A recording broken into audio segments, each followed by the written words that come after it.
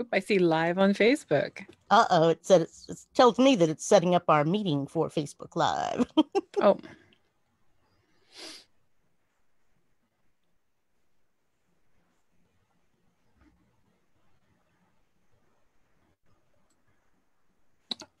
Okay.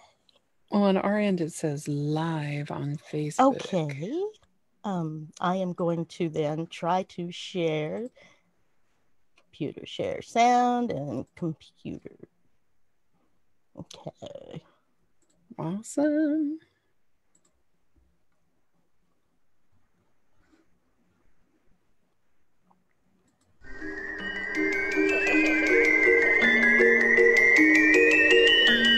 Hauntings, cryptids, the unknown. Welcome to Mystic Moon Cafe Radio.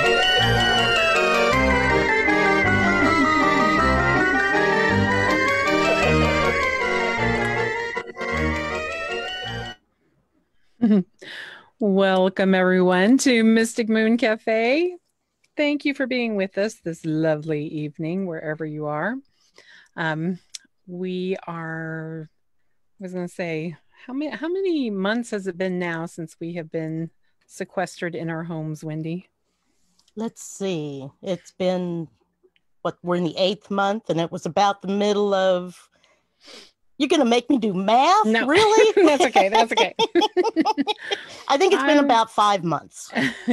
I was just saying, just for people to stay in as much as possible. But this show is a little different because this show is actually a group of people going out separately, but together on a nice little road trip to Montana. So it's been pretty amazing. And I don't know how why don't I ask how you're doing first, Wendy? Because I'm probably going to monopolize most of the show tonight. I'm doing all right. Having, my little jobs here and there to go babysit the puppies and the kitties and the the occasional dragon. That's nice. It's always fun, yes. Got old Dakota here next to me, and you know how he likes to snore sometimes. Okay, so we'll know what that noise is when we're hearing. It's not me. Yeah, exactly. Yes. But having beautiful weather here. It was like only 80 degrees and very little humidity today, and it's been in the 70s for the last few days. So that's really nice. Very nice break from the heat waves. Ooh, Lord. Mm-hmm. I think today it got up to 86 here in Mercer Island, and that's kind of unusual. So yeah, it looked like we flip-flopped a little bit. Yeah, this is really something. Mm-hmm. Well, that's awesome. I mean, at least enjoy that weather while it lasts till you get to 110, 80% humidity, yes. Tomorrow.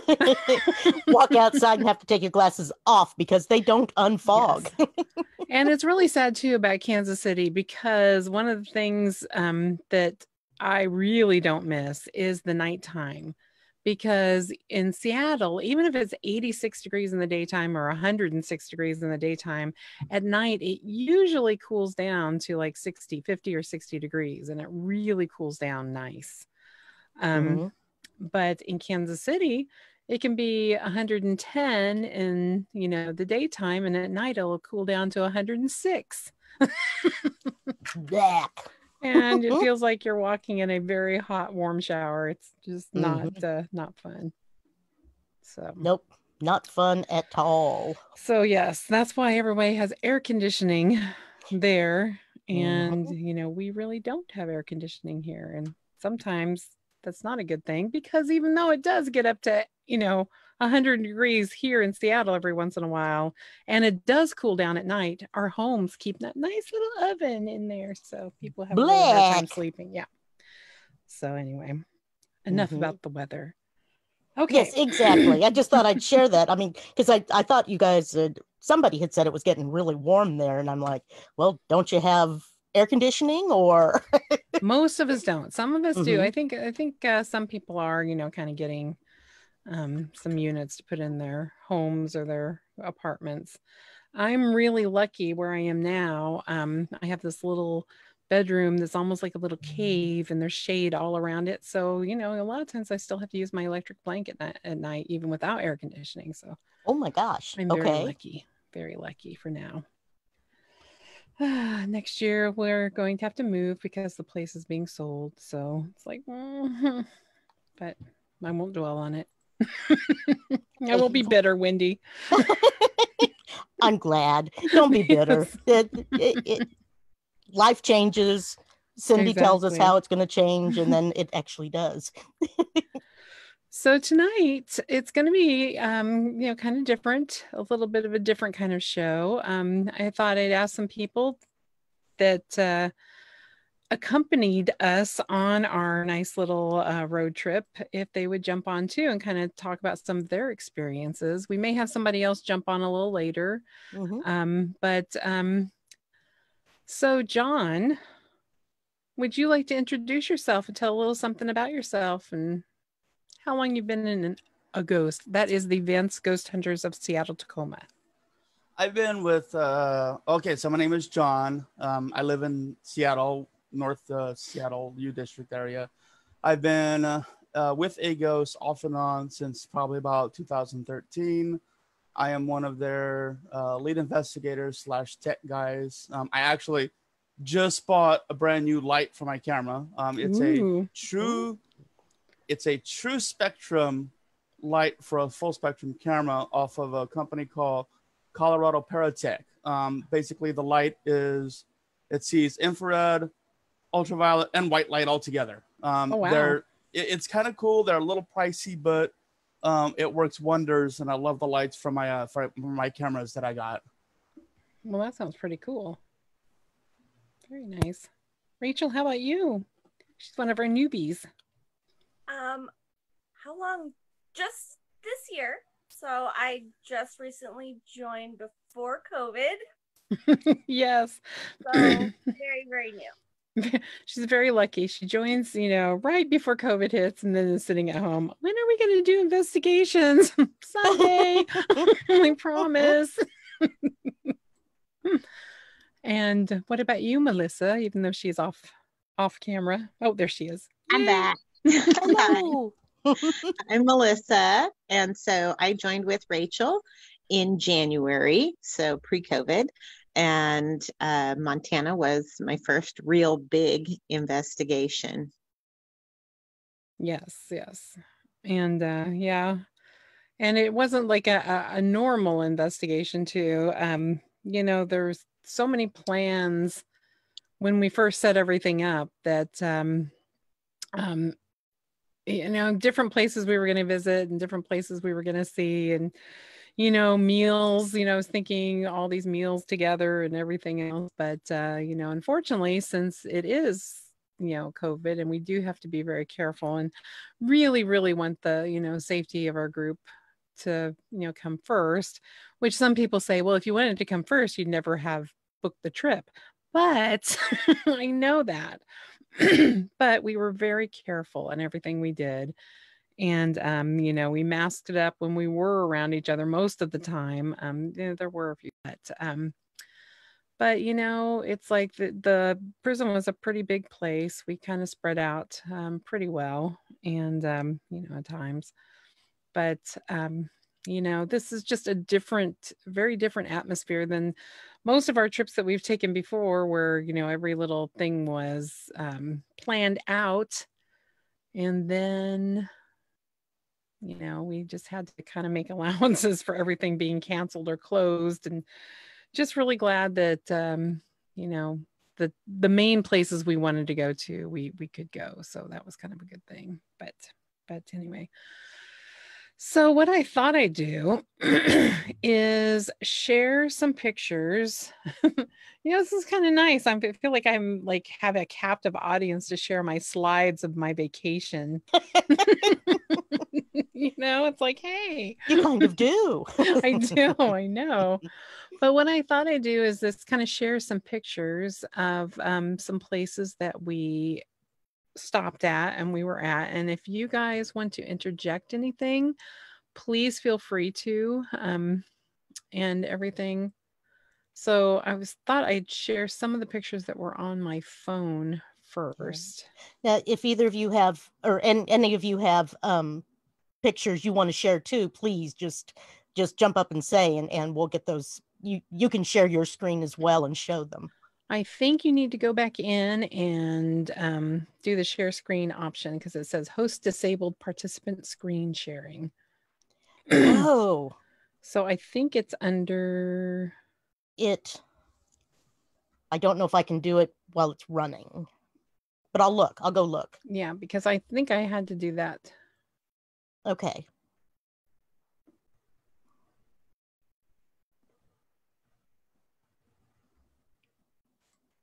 Oh, wait, you can keep talking. I was just... oh, sorry. I'm just waiting. But okay, I've got one at a time. Sorry. That's all right. One participant could share at a time. I think it's there the we go. one. Yeah. There we go. All done. That's what I thought. Will it let you know? I'm sorry. It changed it on me. I had done it in the worries. original. I do apologize to everybody. You're I'm still okay. learning. You're okay. And it likes to uncheck my check marks. You're okay. Okay, so now make sure I don't show anything embarrassing. Oh, come on. Okay, it was in the right space, but for some reason it is now in the wrong space. So let's see. Okay, there we go. So actually our very first stop was in a cemetery in Coeur d'Alene, Idaho. And I can bring this up first. I've been there. Have you?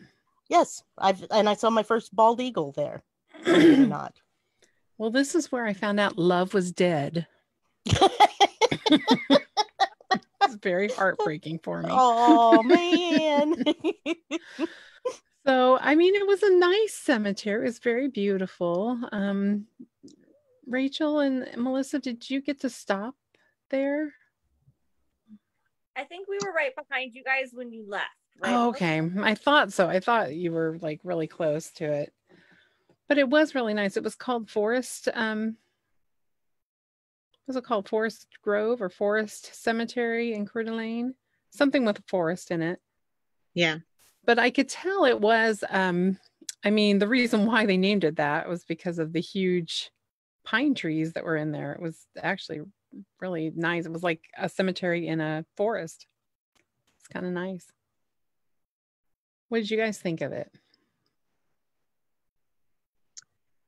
It was nice. There's a lot of historical figures from Coeur d'Alene's history there. Right. It was very nice and clean. I prefer a little bit more rustic and older cemetery. Yes. So I enjoyed the Wallace Cemetery immensely. And do you have any pictures from the Wallace Cemetery you wanted to? Yeah, let me see if I can find some here. Because if you do that, then I can stop share and then you can share. Or if you can share on your phone. I was like, oh, maybe not. Yeah, we'll figure that out in just a second here, I guess. So you can keep showing some of those and while I try and dig. Lisa's in the chat room. Lisa London is in the chat room. I don't know if she she's is there sitting in jump on or no. Sitting in a flying saucer. No, she said she's gonna just she's just gonna be in the chat tonight. There's Lisa sitting in a flying saucer. Headed home, are we? Yes, she was gonna be headed home. Let me see this. That was in Wallace, Idaho. That was really a cool place. Let me see if this one's any better. Another one of Lisa.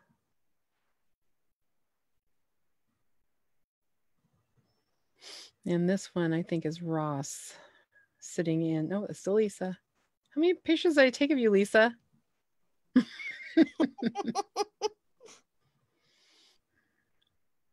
This here. These are the pictures off my phone. It looks like I didn't start taking pictures with my good camera until we got to Montana. So there's Ross sitting in his flying saucer. This was at the old Stardust Hotel. I think Stardust Hotel. We did not stay there, but it looked like it was Stardust. the Stardust. Looks like it was from the. Looks like the sign was from Las Vegas. It was really cool. There he is sitting in the. Yep, Junior just fascinated with Lisa. I guess so. I guess so. Oh, this is the sign for the Stardust Hotel. Well, oh, there he is. So it's kind of cute, you know? It is. Very old timey. Yeah. Very retro. Very retro. Retro. Yeah, Wallace is a really neat town. I was surprised. I mean, I don't know why I was surprised, but I was really surprised by how cute it was. Yeah, and it's a town that could be a future investigation as well. They have a haunted brothel. They have the old depot. There's lots of historical things there. So we just made kind of a pit stop there. But as you can see in the pictures that June is sharing, it's a really unique town that has quite a colorful history. Very nice.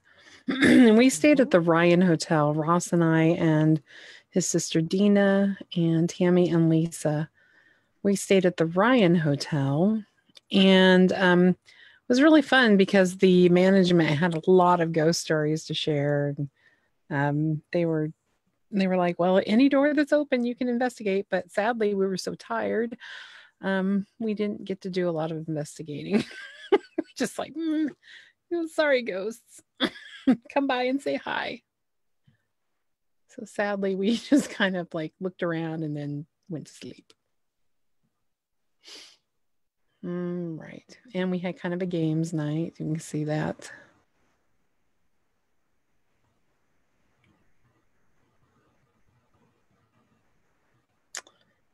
All right. And then we stopped at Burke,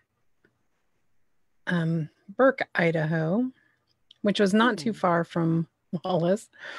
And we were informed by Melissa that actually there was more to the town than when we stopped. We were like, this is it. But it had an old factory or mill or processing plant. So that was pretty cool. Oh, definitely. So what's really cool about Burke is that the entire city was built right on the rail line because it is in this little valley.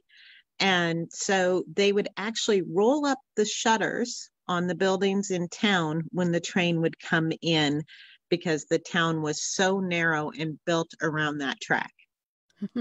Oh my gosh. Interesting. That's pretty awesome, yes. Yes, it was cool to see, but like I said, there was more to see down the road, and we just didn't think there was any more, so we didn't go any further. Yeah, it's kind of a wonky road. So we can see if I can share the right before you get to Burke is the old miners cemetery. So let me see if I can share. June, you might have to. Okay, stop share. Okay, I'll stop share and then I'll jump back. Okay. Okay, let me see. I guess screen, we'll see. Okay, we'll see. Like I said, I'm technologically disabled, so. Okay. Oh, you're doing great. Yay. Okay. Yay. So they have a couple of memorials this is a 9 Mile cemetery. It used to be called 9 Mile Cemetery, and then they changed it to Miners Union Cemetery. And so there are a couple of tributes there, and one of them is for the Polanski tunnel fires, and to the firefighters who died there, and they have their names plus one unnamed poor fellow that burnt to a crisp and they never knew who he was. Oh, wow. So there's another one to other firefighters who died in fighting another fire. Apparently that year was a bad year for fires. And then you have a variety. What's interesting is that the cemetery has sections. So you have the section for like the Eagles Lodge people, the Catholic section, a number of sections, and some very, just a variety, wide variety of types of symbolism and gated areas, and just a huge variety of everything you would normally see in a number of different cemeteries all in one. So I really liked some of these. Of course, you know, you've got a lot of children, Right. and a lot of variety. So this is, I probably have a number here. I'm just kind of going through. These are not like the best photos. This is just, you're seeing my raw photo roll here. That's good though. So a lot of really cool, I like the ironwork stuff Yeah. there. This one, you had this little wooden gated area around what was, you know, someone's grave, but there's no headstone anymore. So there's no marker to identify who this person was, but it had a gate at one time around it. I just thought that was really cool. And you see, it's just in this grove of pine trees, and it goes up a hill. So there is a little hiking involved here. I don't know. Some of these might be accident shots. Sorry. That's okay. I have a lot of those. I like it. Again, I'm really obsessed with the ironwork. So I'm taking different angles, trying to get different lighting. And just trying to get, you have a lot of different types of symbolism. I'm trying to see if I can find the one with the, Oh, that's cool. Ross. There's Ross. There's Ross. There's Ross. Now this is really cool. I had not seen this before. So this is iron, and on it is inscribed, I don't know if you can kind of, maybe this is the back side, but you'll see these little angels sitting here back to back with their wings. That's neat. And then when is there not, did I not get more of that? Aha, here's the other side. And it's this iron pedestal with these angels on it. And then it has an inscription down here that just kind of looks like some kind of, you know, let light shine. I don't know. I kind of can't make it out there. But I'd never really seen one of these still in a cemetery. Yeah, I don't think I have either. Yeah. So anybody in the audience? I think a lot of our people are. I probably have 75 photos from this. So we can. That's pretty cool, though. I like that. It is. Yeah. Oh, that's awesome. Thank you. Sure. At least that was easy to do. So we know it's easy to share now. Mm-hmm. Go back in. And doable from a phone. Yes. Yeah, I was really worried that. I'm glad that worked out for me. I do too. That's Me pretty too. awesome. Mm-hmm. Okay, so that's done here. And now where are the pictures from? Oh, see, I have no idea about these pictures. These must be all accident pictures. I must have been walking in the dark and kept pressing the button or something, because I think they Ghost stick shots. sometimes. Yes. Mhm. See, I'm trying to find the brothel pictures, because that was our stop after that.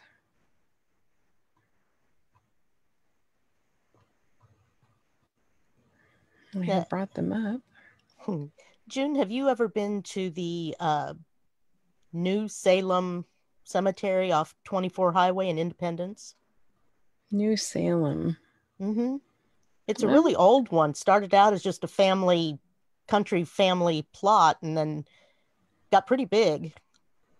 You know, I'm not really too sure. Okay. I stopped there a couple weeks ago. I spotted it, and I think my camera overheated while I took some pictures, and now I'm, having difficulties. But it was a cool old cemetery. I mean, it was really neat. Well kept. I'm not sure. I'll have to go back and I'll have to go back and see, because I was just like, well, I'm not sure. I don't think I really checked out a lot of cemeteries in Kansas City except the old Union Cemetery and Elmwood, which was the place where my grandparents and my great grandparents are. Love Elmwood. Beautiful place. And we've got one gentleman in the chat over to the side there that apparently he has coordinates to some pretty good cemeteries up north of here. That's cool. Right, Chris? Okay. All right. So am I leaving anything out here? I was trying to think. Where else did we stop?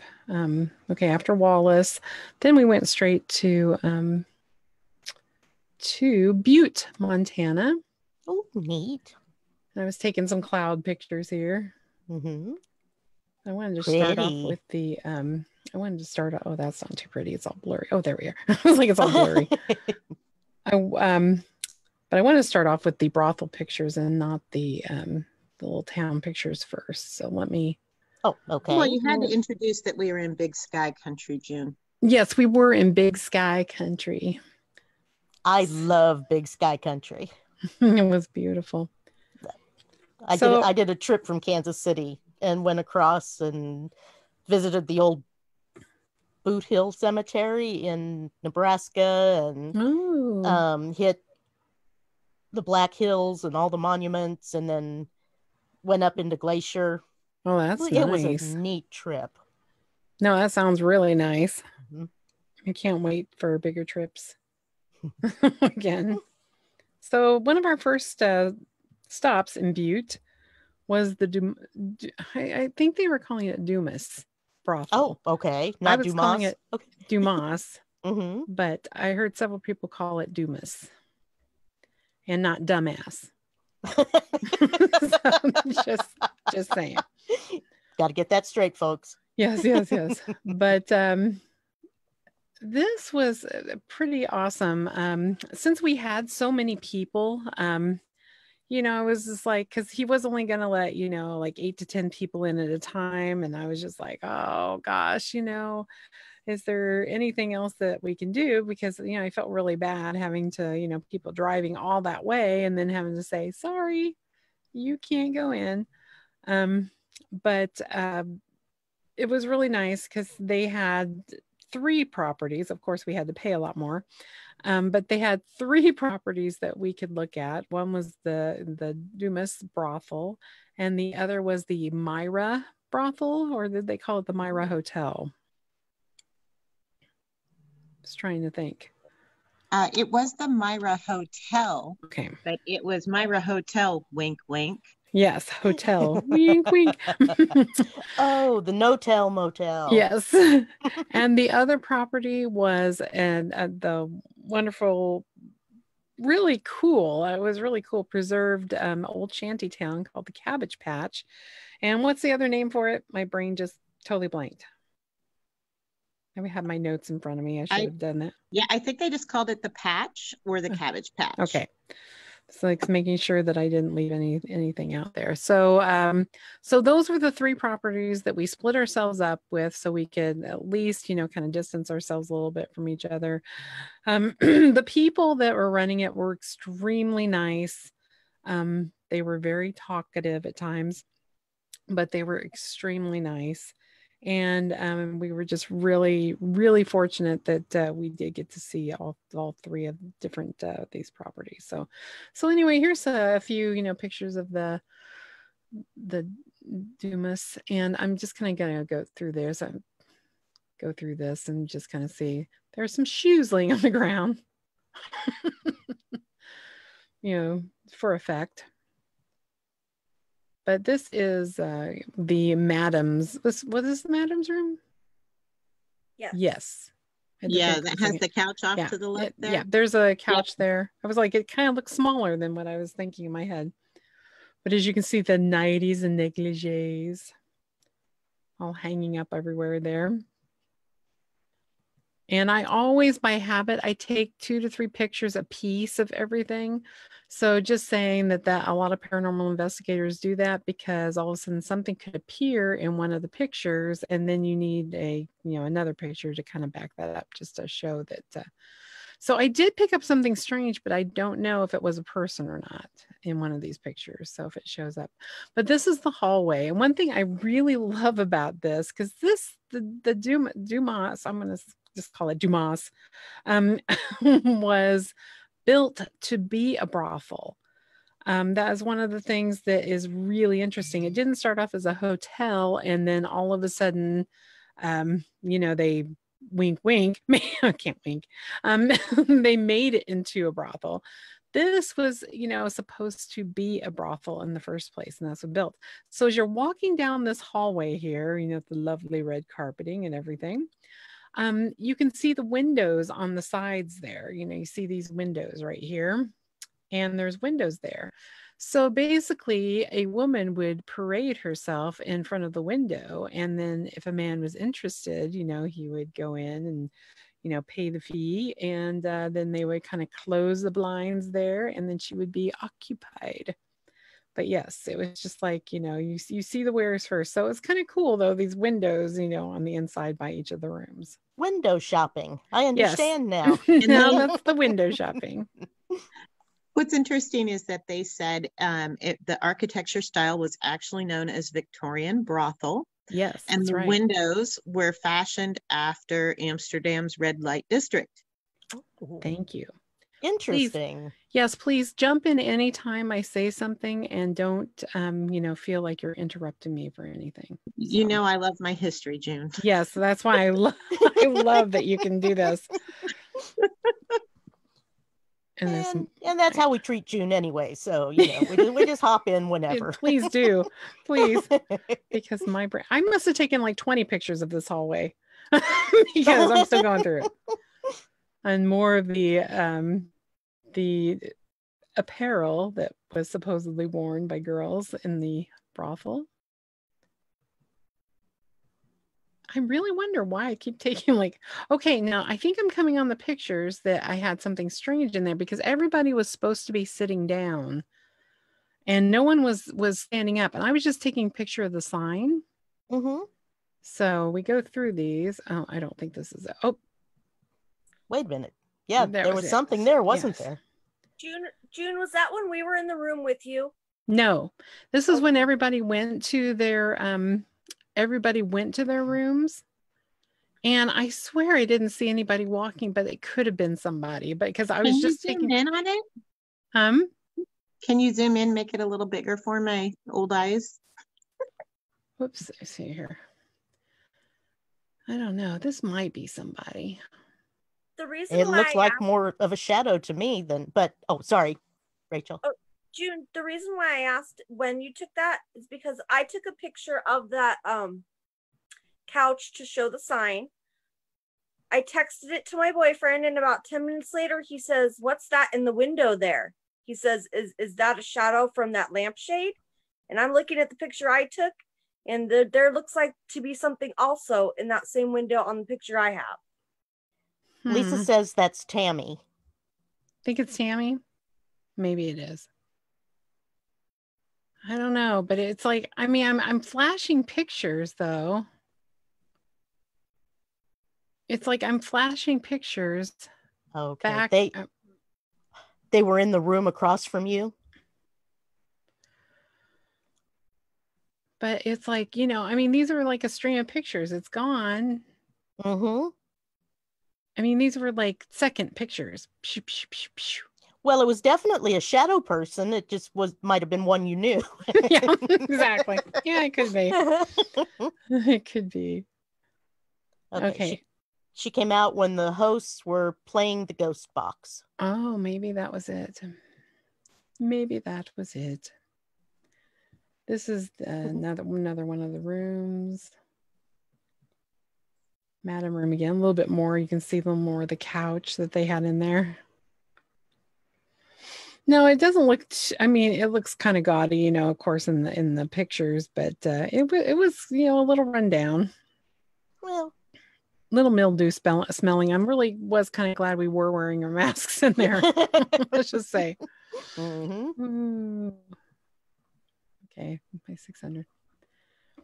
And this was downstairs. We walked down into the basement. This is not a person. It's just a mannequin standing there. That's or not I could Ross. say, no, definitely not. Yes. Or I could say, there was nothing there at the bottom of the steps. No, I'm just kidding. And all of a sudden in the pictures. Yes, just kidding. Let's see here. Okay, let me get out of this. And there is Melissa getting some readings down there. And Such you can a see flattering shot. I'm so sorry. Stop. Well, I was going to show the water line. Now this is where it was flooded. Oh boy. So yes, lovely. And the floors beneath us were very soggy. Yes, let's just say I'm glad it wasn't a very far drop, because I could have dropped. And I wasn't willing to risk it. Yeah, it was a little scary. As you can see all the stuff in there. I don't remember where that was though. And you can get a better note of the water line there.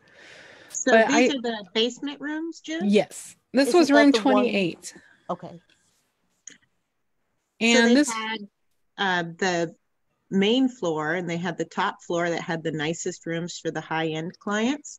Yes. And then down in the basement, they had the, I guess, nickel the nickel whores.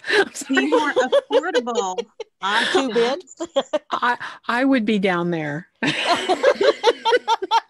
Let's just say it's really sad.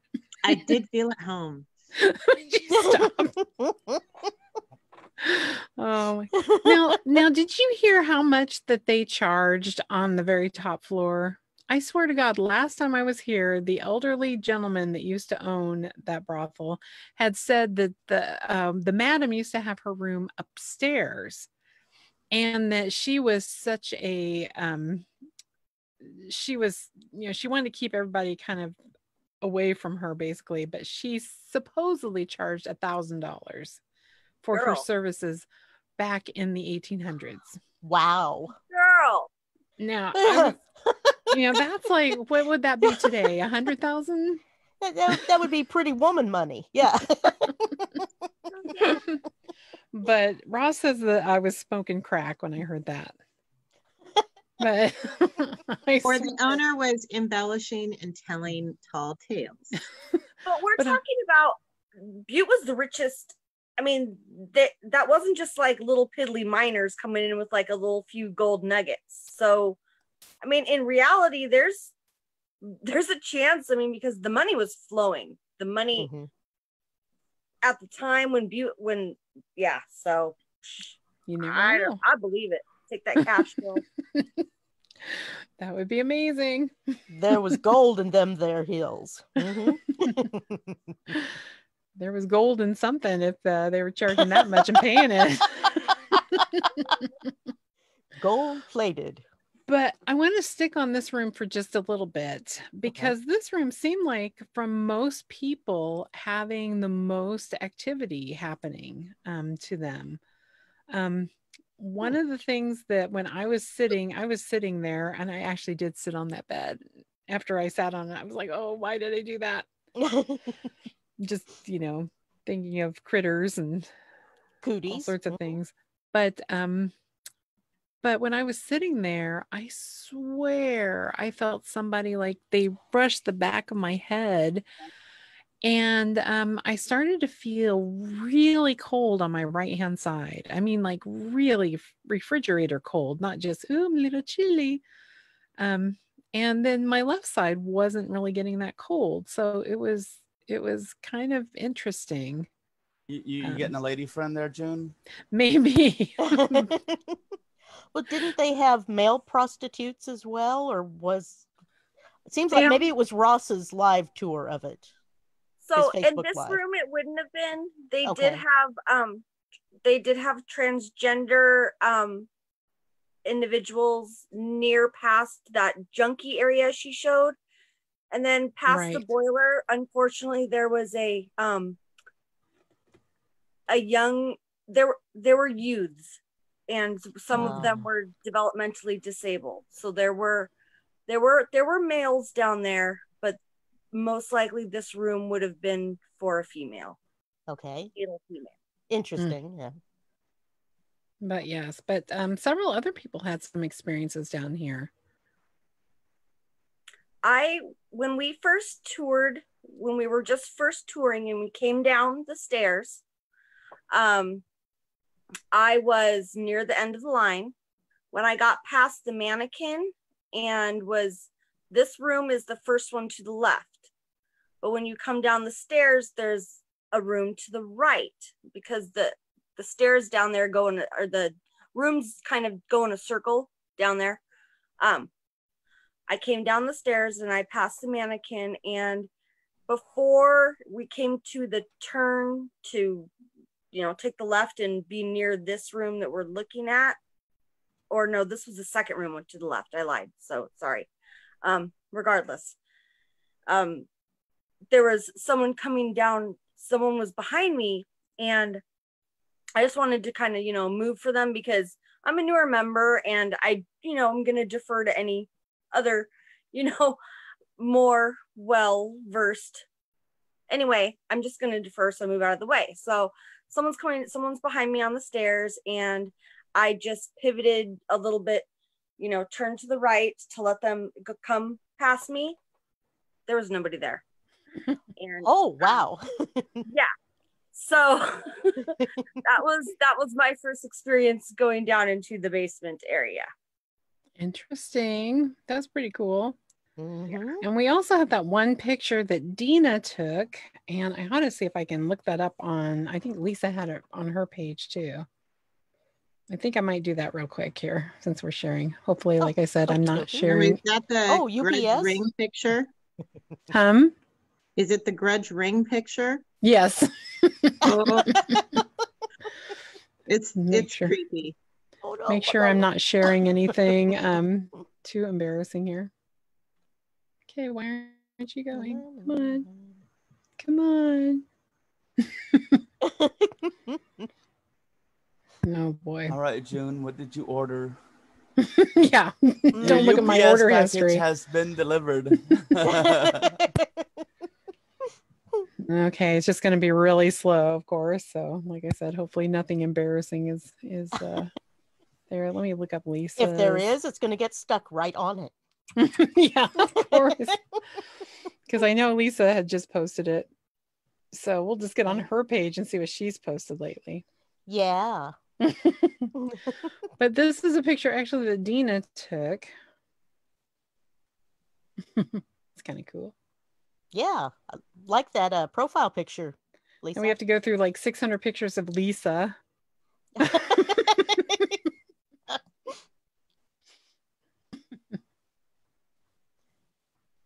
Maybe it wasn't up here. Okay. Let's go to, let's see. Is Lisa, it on Dina's page? I don't think she posted it on her page.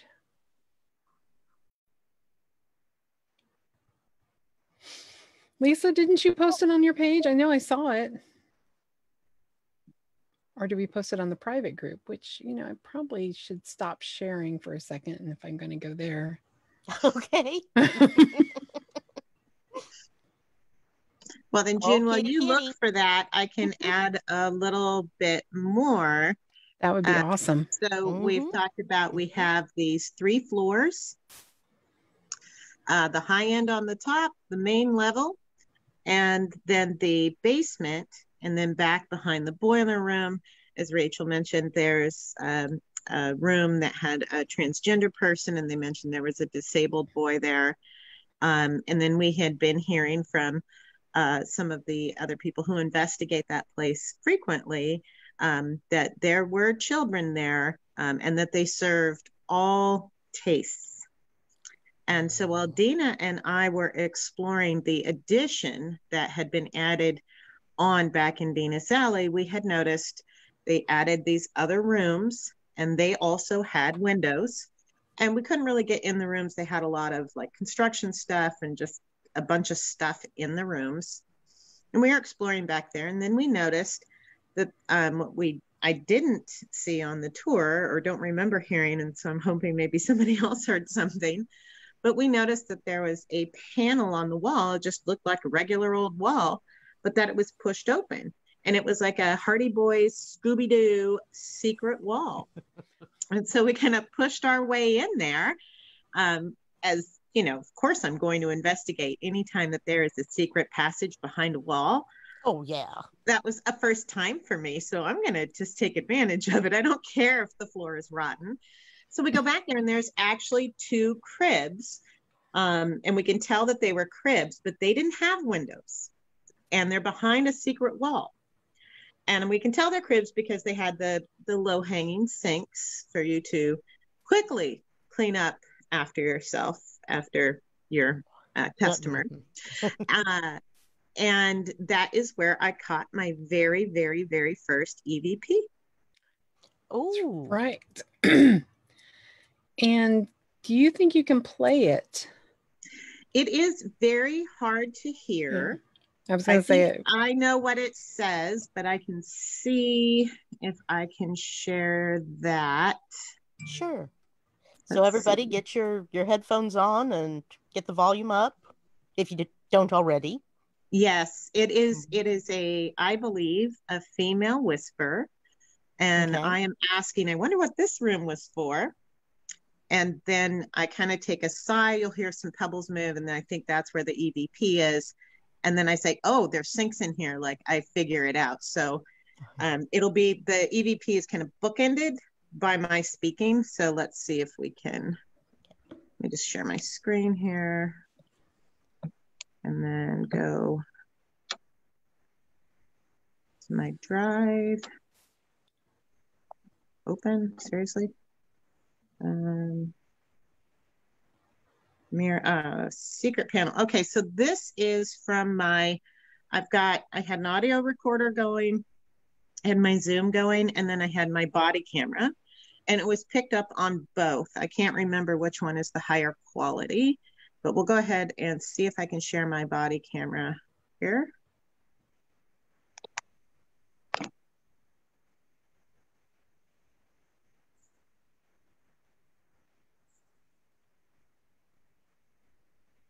Okay. I don't know. Did you guys hear that? I didn't. We couldn't hear anything at all. Yeah, I just saw a video. Darn. Well, so I can't share that then. Oh, darn. There goes the video sharing. But I believe it says, I said, you know, we're looking back in that room, and I said, oh, I wonder what this was for. And then I take a sigh, I kind of move my foot, and I can hear a female whisper, somebody buried her. Oh, wow. Yeah, we'll maybe we can share the EVPs and put them someplace so people could jump in and take a look, maybe on our possibly Facebook in the page. chat or in the event. That'd be awesome. And Melissa, cool. did you share the computer sound as well as video, or was it an option? It didn't give me that option. Okay, alrighty. But yeah, I think June, I shared all of my files with my Google Drive files with you, so you have everything. Yes. If you want to share any of that, I can do that. Okay, here, let me do this now. Okay, so this is the picture that Dina took. This is actually the back of Lisa's head, and she was taking a picture of the ceiling. So that was her intent, to take a picture, because the ceiling has a big skylight in it, and there's the upper level there. And the next picture that she took had this in it. This shadow right there. Oh, yeah. And that was her trying to make it a more blue cast so you could kind of see it a little better. And then it was gone in the other picture that she took. So it was funny because she was really confused when she took it, and she came over to me to show it to me. And I was just thinking, maybe, she had her finger stuck on there. Grandpa But had that old broken pinky finger, and it was in all of his pictures. So I understand. But no, but yeah. So I was standing way back. This wasn't me. So we don't know what this was, or or anything. And Lisa was in the same spot, so maybe it was a really good capture there. That's, you never know, but that was pretty interesting. So had to share that. That's I don't like it. Yeah, it was very strange. Very, very strange. Okay, let's see what else is on here. Let me go back here, because we want to start talking about the prison pretty soon. But after the Dumas brothel, we walked over to the Myra. Like, why I always want to talk like that when I talk Myra. The Myra Hotel. And do I have any? Well, actually, I had some good outside pictures of it, but I think it got lost in my phone category. But it's very, very cute. Wow, I didn't take any pictures of it. Do you guys have any pictures of the Myra? I do, but let me see. I can try. You want to try? Okay. Sure, please. I will stop sharing, you see. Like I said, this is a nice laid back show.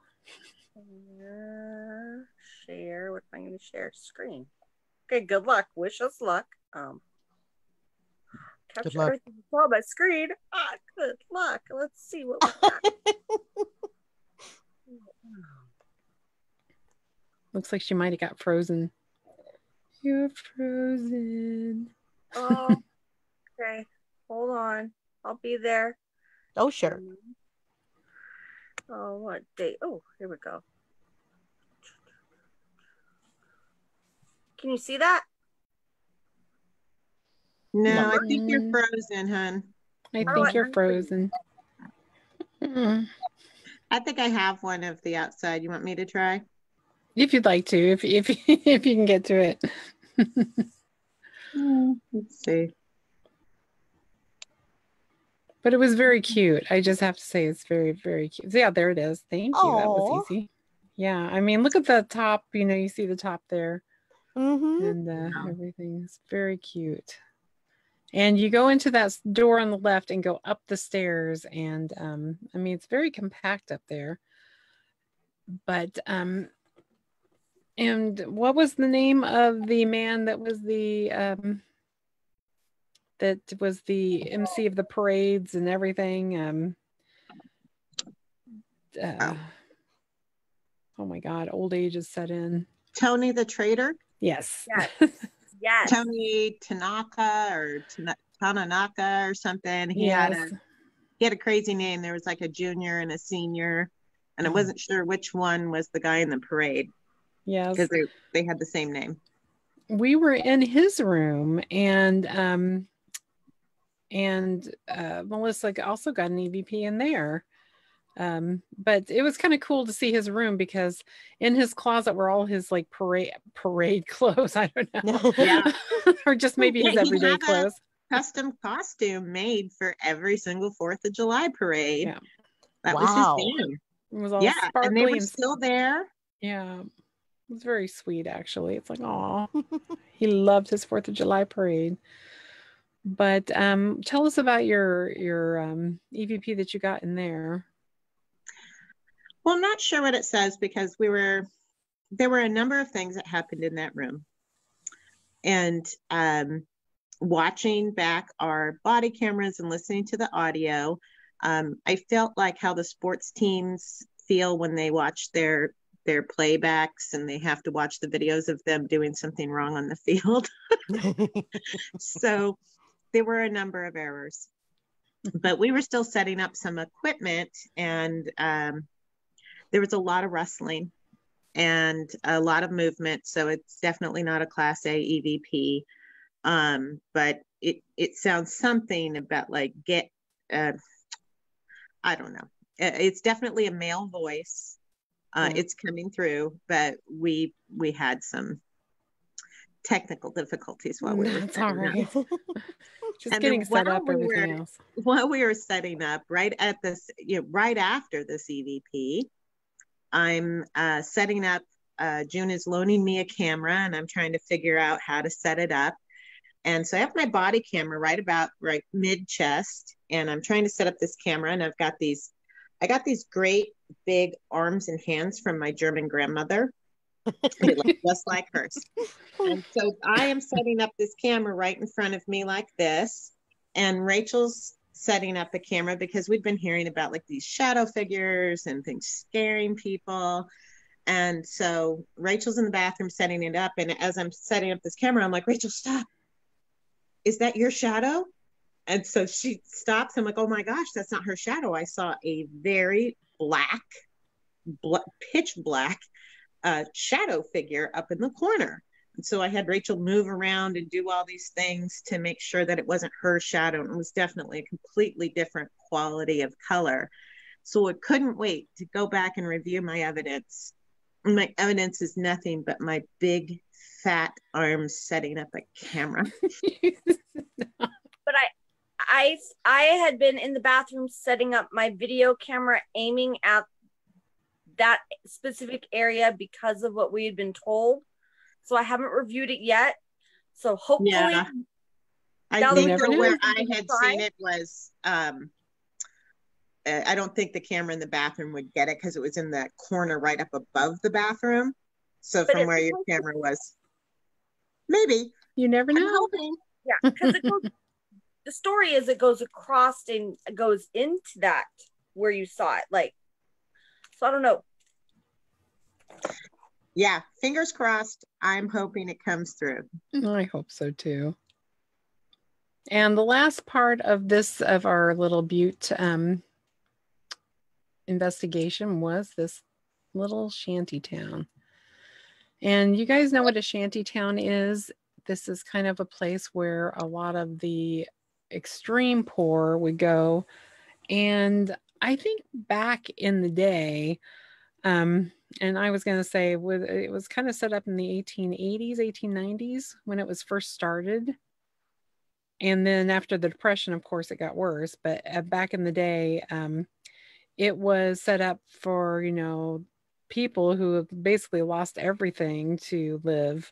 And a lot of the people would really take care of each other and, kind of help each other out back then. I think now it's a little more not like that.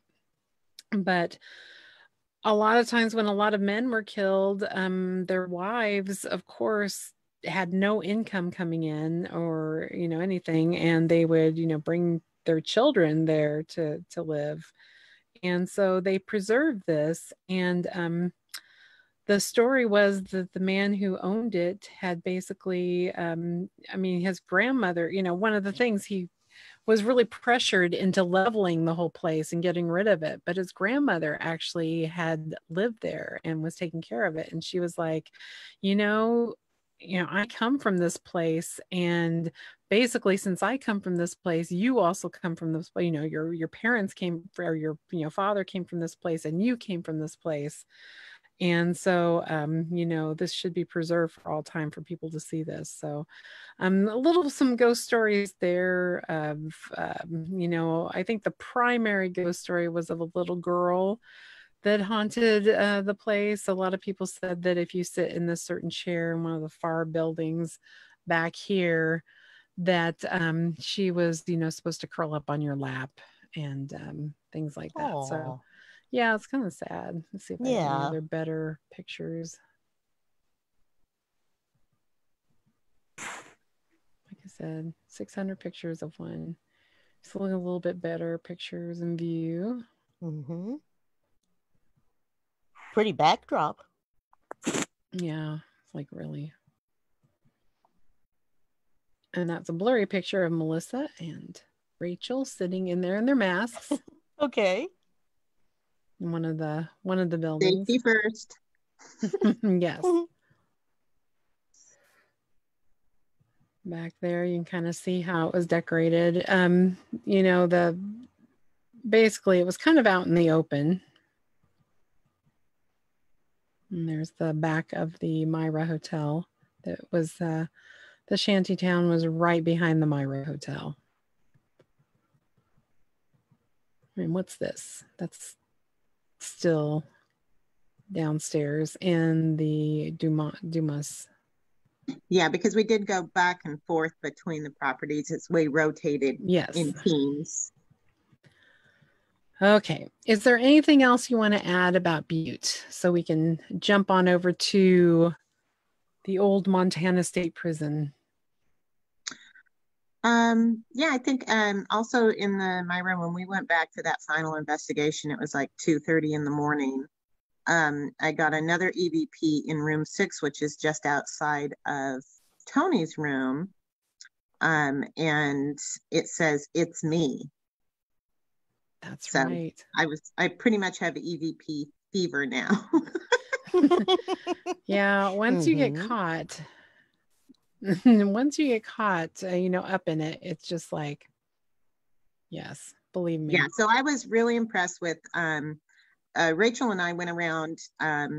So in Butte, you know, it was known for the Copper Kings, the men who got extremely wealthy off of the copper and mining there. And there are a number of mansions in town. The historical buildings, the volume of the historical buildings and hotels in Butte is stunning.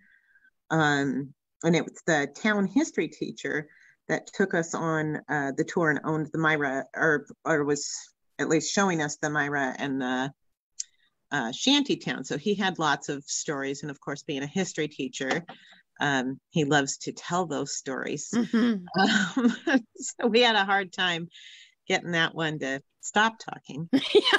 Yes. Yeah. He liked to share his stories. But it was really, really cool. And I would love to go back. You know, we tried to get a tour of one of the mansions. They said they had a tour at like noon or 1, and they ended up being closed because of COVID. So I would love to go back to Butte and do some more touring around and check out that Hotel Finland. That just was an imposing old hotel. It looked creepy from 2 miles away. So we tried to get in there too, but they had it locked up and check-in was by appointment only. So yeah. Very cool town. Would definitely love to go back and spend more time investigating there. It would be awesome to do it when there is no deadly plague running rampant. That would be really nice. I think you could spend a couple of days there and have lots of stuff to investigate. Very fun place. Well, I'm going to go in Lisa's photographs here. Now, this was where this picture here, we were wearing masks completely. Yeah, I did get a little, you know, people saying, you guys were really close. You know. We didn't stay this close grouped up for that long, and people were a little bit, you know, not breathing on each other. But this is everybody that went on the investigation to the old Montana State Prison. So just say here, I'll just kind of go through, see if I can increase that. I guess not. Okay.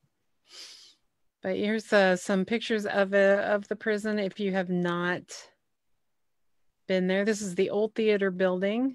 They also have the gallows inside, so you can check out the gallows. It's also inhabited by a lot of birds. Oh, the pigeons are real. The pigeon poop is real. There is an overhead hazard inside the theater. Yes. Okay. I was yes, I was I'm glad we had our masks on, you know, when we were in there. That was a necessity. Yeah. When I went back in there later and then Ross wanted me to sing something on the stage, I was a little hesitant about breathing very deep.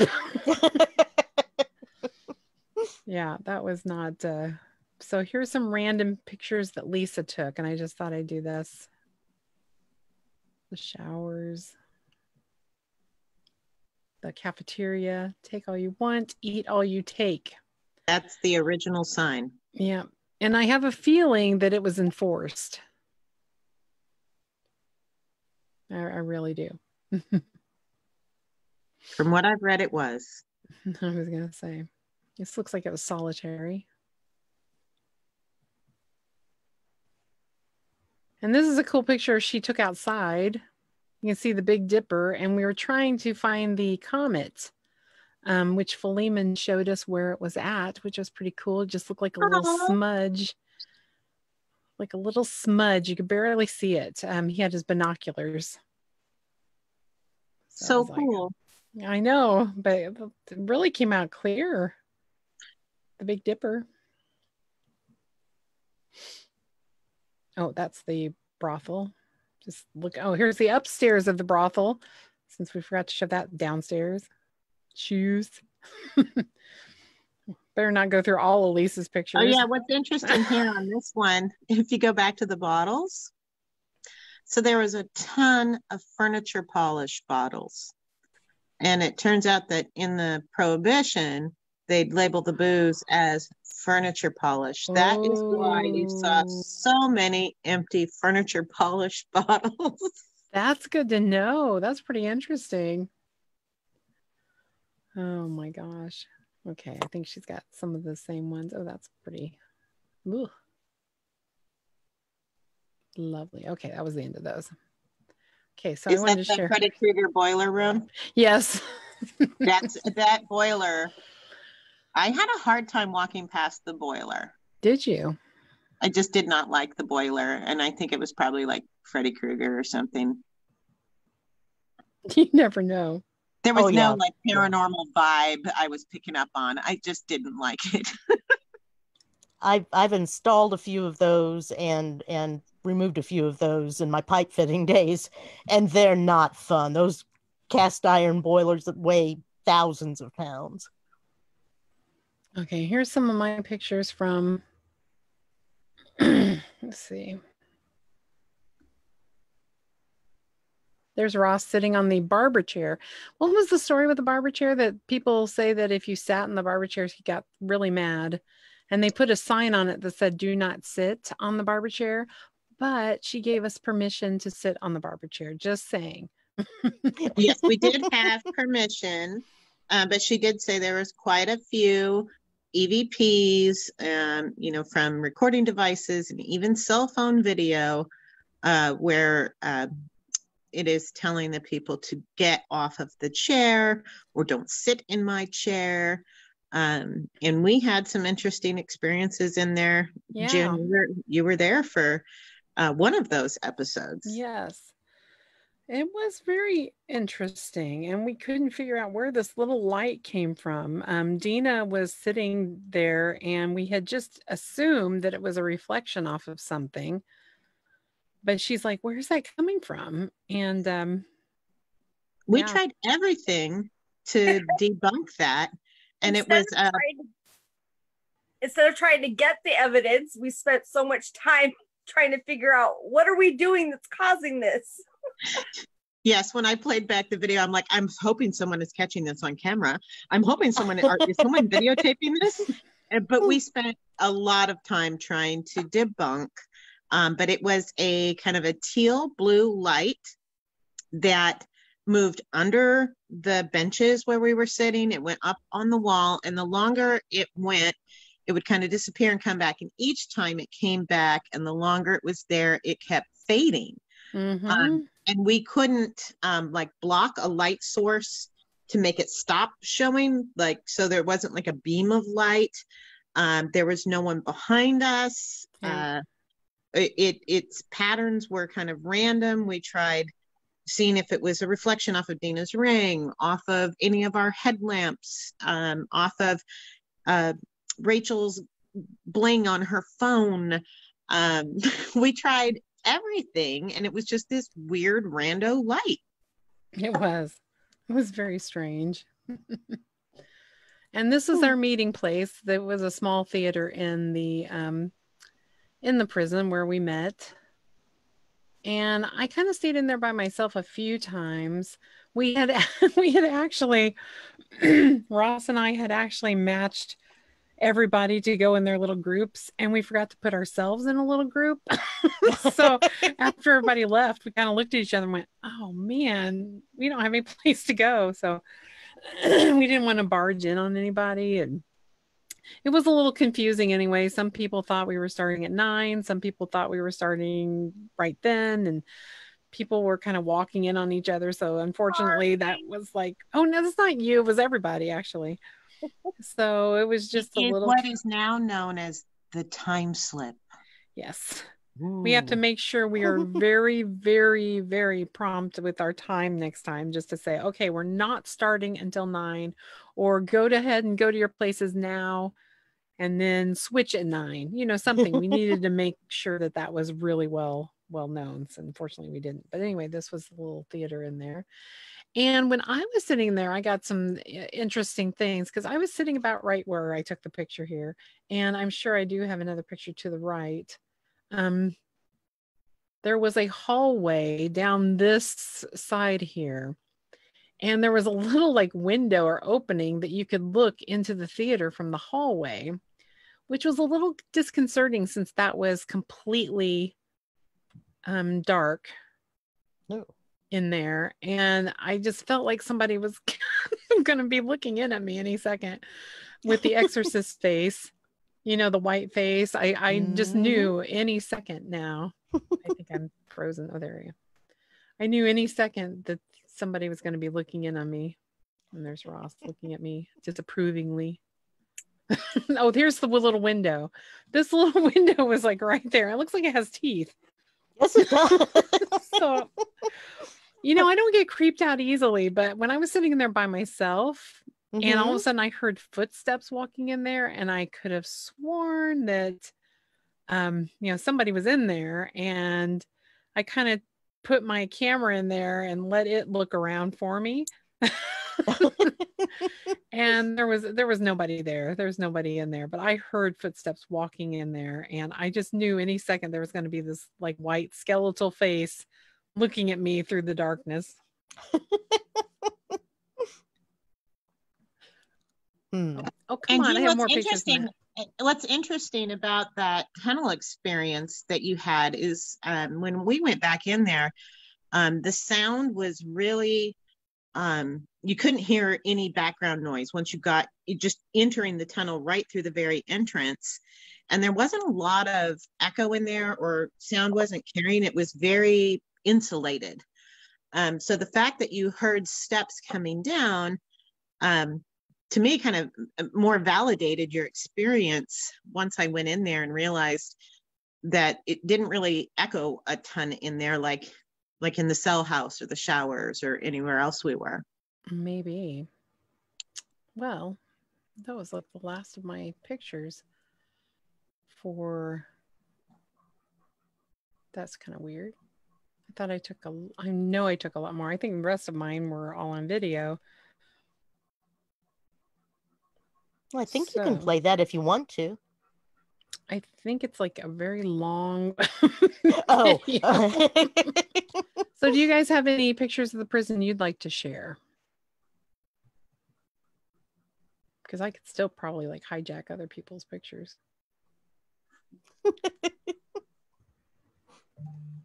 Well, I had video. I don't know if maybe you could try and access those. The video from the death tower. Let me see here. Because I can't seem to get my audio to work. I shared them with you in Google Drive, so you should have gotten an email. Okay, let me stop sharing for a second. And so, John, you haven't got to speak very much. I'm really sorry, John. Why don't you talk about some of your experiences that you and Josh had while I find this? So it wasn't really, I was hoping for more, but obviously, you know, as investigators, you go into some of these places, you spend hours investigating, and sometimes you get stuff, sometimes you don't. One of the I'd say the most noticeable or the most prominent event that we had is we were inside one of the towers. It was myself, Josh, and a couple other investigators. And we were doing an EVP session. It was approximately 11:16 or 11:18 at night. And I have really bad tinnitus. My ears always ringing, the 25% hearing loss, 30% hearing loss. And we all heard what sounded like a hiss or a shh sound. And I heard it with my own ears without, headphones or anything like that. And I haven't gotten to the audio yet, but I was watching my body cam video, and the body cam video did capture that particular incident. I had an Eddy Plus going for sensor information like temperature, humidity, pressure, EMF, vibration, nothing. Zeros all night long. I had one temperature decrease inside the theater, but that's because there's no windows and the doors open. And that was right at sunset. One of the things I actually just sent the audio from to June last night was I was actually setting up a static audio recorder inside the cell block. And as I'm setting it up, I heard something faint. I don't know what it is. It could have been something outside, but it was good enough for me to actually call it out and tag it in audio. I sent it to June last night. It sounded like the moan or something. I continued. I did some more review of the audio inside the cell block because it was a static and nobody was in there investigating. June and Ross came through. They acknowledged the recorder and then kept it going. There was a lot of really faint stuff, but I can't say for sure if it's something inside or outside. We weren't inside the cell block at that time, so I really can't elaborate more on those. Later on that night, we came back into the cell block and actually did a session in the cell block. There's some activity in the cell block that we got. We did an EVP session. We were on the third floor backside of the, and we're all sitting down, each in the cell, asking questions. And it sounded like Josh dropped a flashlight. It had like a metallic, like metal on concrete or maybe like a rock or something. That sound effect. We asked Josh if he dropped his flashlight. He didn't. We kind of, I shined my flashlight out there. We didn't see anything on the ground. So whatever it was, wasn't anything close. It wasn't anything around us. We couldn't find the source for that sound. I'm trying to think anything else. Josh has some experiences. I don't really want to talk about his experiences because his experiences are better. But for the most part, my experiences weren't like oh wow moments. They were like little things here, little things there. Some questionable stuff. I really want to get to the point where I'm actually in the audio and actually have the hiss sound, and I'm going to send it to June and get that. I could try and figure out which video it is real quick. And I'll fast forward it to that moment. And I'll send it to June. And then if we have time before the end of the segment, we'll circle back to that and we'll pull it up. Sure. We got all the time we need, actually. So, Well, Melissa, yeah. when did you send me this? When did you send me the thing? Last night. Because the last thing I have from you on my email was the Tumwater investigation. I was thinking, I don't remember. Huh. Darn it.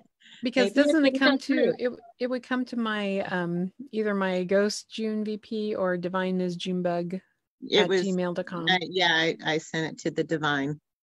Let me just make sure. I thought I did. You know me and my technical issue. Let me double check just to make sure. I might have because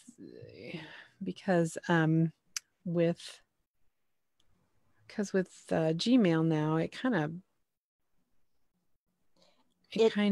splits up the emails now for some really weird reason, so it might be on there. So let's just we will see here. Oh, damn, I didn't mean to do that. Oh, Don't mind Melissa? the. Oh, go ahead, please. Oh, I was just gonna ask Melissa what you sent her. Was that the other EVP from the barber chair, or what it? Yeah, so I had shared an entire folder with just some highlights because Rachel and I in the cell house, we got a lot of bangs, a lot of like the doors clicking and moving. We had a lot of things happening like that we couldn't seem to quite answer. So I put one example of that because there were so many when I was reviewing the audio. There's lots of like doors jangling and bars thumping. But I did send the audible. We did hear in the barber chair when it was just you and me, Rachel. Okay. That does come through. But in the death tower, Rachel, do you want to talk about how you were feeling when we were going up into the death tower? So other people had mentioned, different feelings in the death tower, and when we entered, you start going upstairs, and right away, before you take the first, turn on the stairs, it felt like just heaviness around my head. Really heaviness, kind of like just pressure pushing in to where you just start feeling really lightheaded. So I wasn't dizzy. Wasn't dizziness. As you keep going up more and more, it just came kind of down my body to, my arms and fingers tingly to where I was completely, getting just really lightheaded, really like not dizzy, but just lightheaded, so lightheaded, tingling on my fingers to the point where when we were up as far as we went, Melissa's feeling it. She's having to sit down. And I'm just like, we need to go because if this gets to my legs, if I'm not going to be able to safely go downstairs. That would be good. Well, in this video that you have pulled up, this is my body cam. And so you can hear it. You can hear me. I do kind of almost whisper. I didn't catch myself whispering through the whole thing until I get here because I'm kind of so like breathless. I was going to say, we went up those stairs though very slow because we know my knees, and I didn't want to, do something stupid. So we went really slow because I didn't want to listen on my body camera on playback on me huffing and puffing. So we did go very slow. So there was actually kind of really no reason for us to be getting dizzy and vertigo. They were enclosed stairs, so it wasn't like a height issue or anything like if you're in St. Augustine going up the spiral staircase. Yeah. Oh my God. It wasn't that at all. They were enclosed. And so we really had no kind of reason. And I started getting my lips all tingly. And in this clip, you can hear me say that I'm starting to get actual vertigo, like the floor kind of came rushing up at me. And my head is all tingling, my lips are tingling. And then you'll hear me kind of trying to breathe through it like I'm Lamaze breathing because I'm just trying to kind of breathe through it. And then you'll hear an EVP. And then I ask Rachel if we should continue up to the 4th floor or go down. And you'll hear her explaining that. I think I kept it in this clip maybe. So, and this is from my body cam and I also have it on Zoom. Okay. Yes, I did find it. I was searching under Melissa, but it wasn't under Melissa. It was under your Mama name. Yeah. Mama. So here we go. Hopefully you can hear.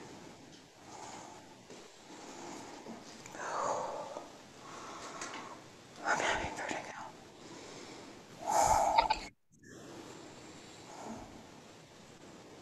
Okay. Okay, so that was interesting. You could kind of hear the beginning of it, but it kind of cut out. Because down it's too. I don't know the song just because of how it's making me feel. You play that again. Yeah, I could hear the beginning of it, of the EVP. Volume on this. Let's see. There's like a glitch.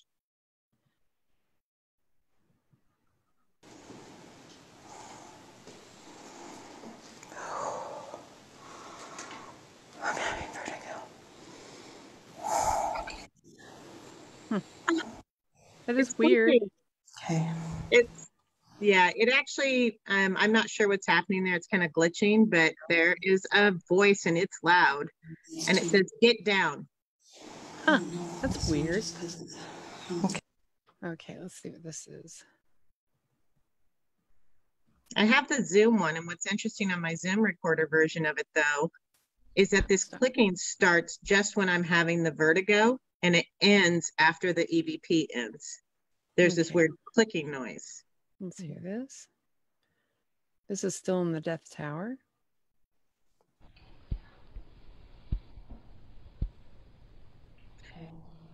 Okay, so it was at the very beginning there. It's right as soon as you play. I clipped it too short. Oh. See if we can hear it again. Let's see. It's up as high. Oh, it's at the very beginning.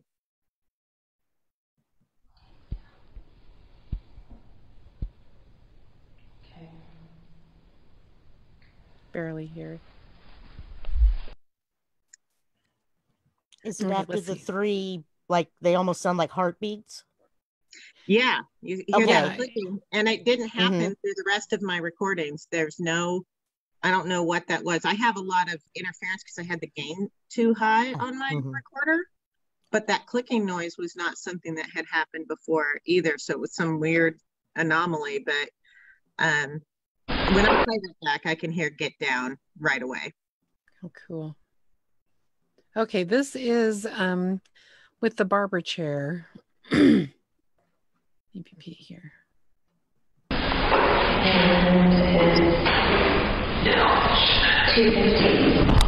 You definitely hear it.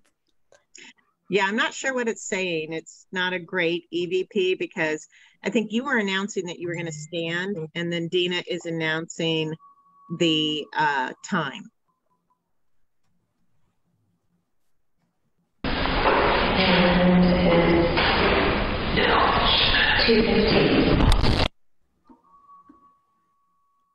Makes you wonder, like, what is that? Gilch or... Let's see here. Okay, now there's behind the secret panel. Yes. This room was for.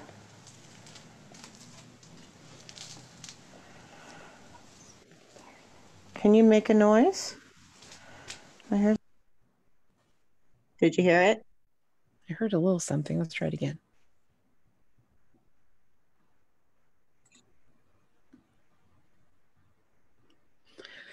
Come on, slow computer.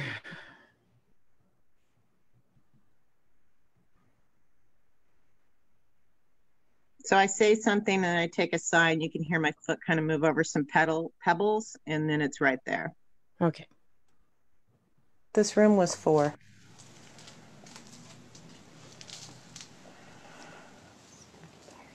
Can you make a noise? I heard. Did it sound like a giggle? No, it sounds, I listened to it like 35 times.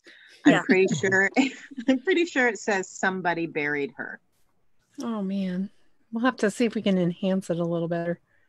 Yeah, I don't know. Like, again, I'm technically disabled, so I didn't know how to enhance the audio or get rid of any background noise. And that's pretty awesome though. So Melissa, Scott is looking into a program for that. Apparently he used to, back in the day, remember when you would be recording something and then the DJ would want to talk over the end of the song?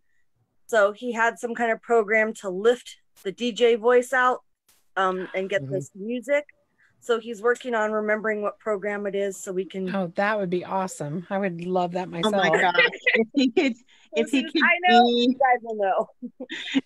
if I can send him my clips and he can like clean up my clips for me, that'd be fantastic. I love Scott. And here's the cell block here, right? Yeah. Yeah, it's just an example. So sorry. I'll start recording again. So we're just walking on the second level on the cell block. This is from your I body think cam. you hit that bar. I didn't hit it. I did hear, can somebody hit that bar again? Yeah, I think this just kind of keeps going on. There's nothing else on that clip, but what was interesting is when I was listening to the body cam, it kind of actually sounds like it came from behind us. But when we were in it, it sounded, I couldn't kind of tell where it came from, but we just had I don't know, probably a dozen. I could have provided probably 12 clips of mysterious bangings and cell doors, seeming to jangle and things. Yeah, I haven't got through all mine, especially when we were on the cell block yet. I'm still almost getting through the brothels. Yeah, There's lots of bird noises. Yeah, like I was saying, when I was going through my audio for the cell block, there's definitely a lot of questionable stuff that I couldn't explain. So cool. Okay, here's another cell block. Walking on the second level on the cell block. I think you hit that bar.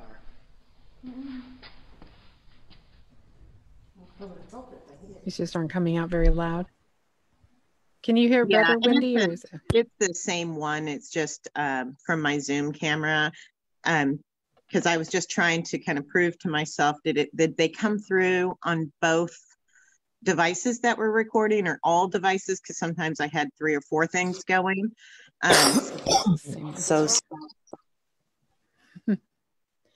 And here was in the Myra building.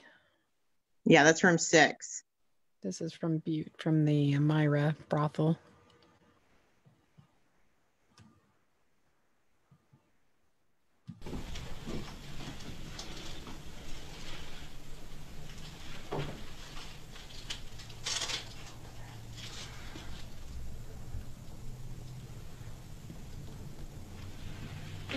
I don't get anything over 2.0.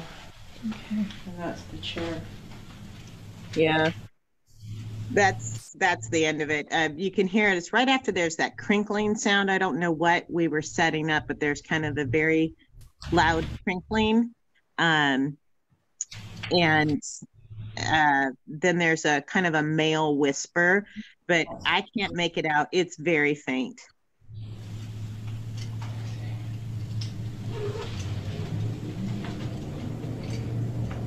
But this was in the gentleman's room that led all the parades. I wish you could see his costumes. Yeah, they're back behind the bed there, just to the left. Hey, June, I sent you. Oh, sorry, John, go ahead. June, I sent you the video for that noise we heard in the tower. Okay. What are you saying, Melissa? Oh, did I send you the Myra one where it's the It's Me one in room 6? Is that in that folder? It doesn't look like it. Oh, darn. Okay. That's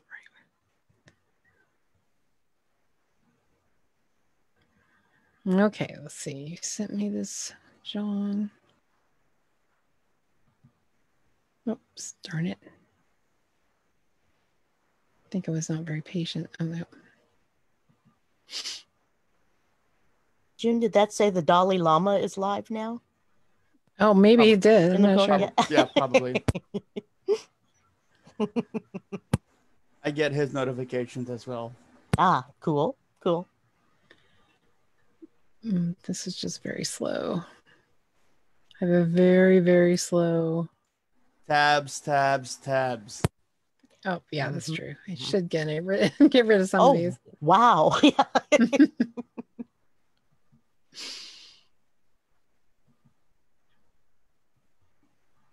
We should keep talking too a little bit anyway. Yeah,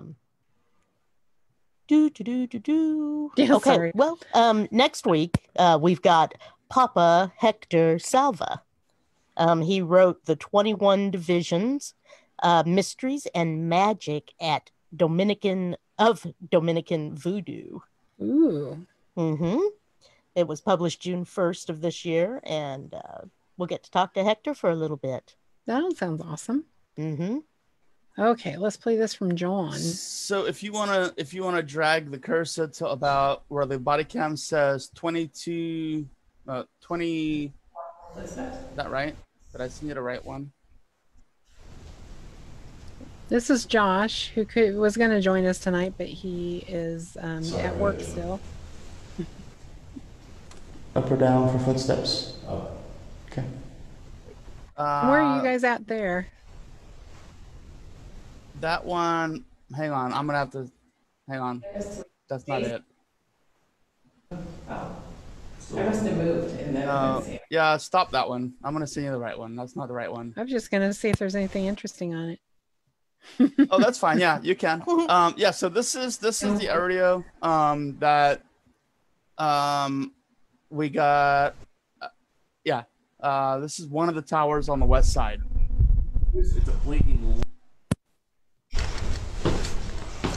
We'll make it through the Blair Witch Project here. Yeah, that's the end. You can go ahead and stop that one.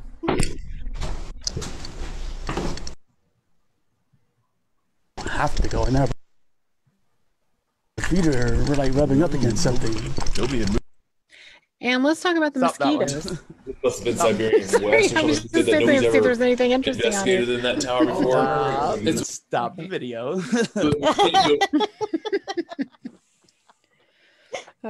Yeah, we can talk about the mosquitoes. Yeah.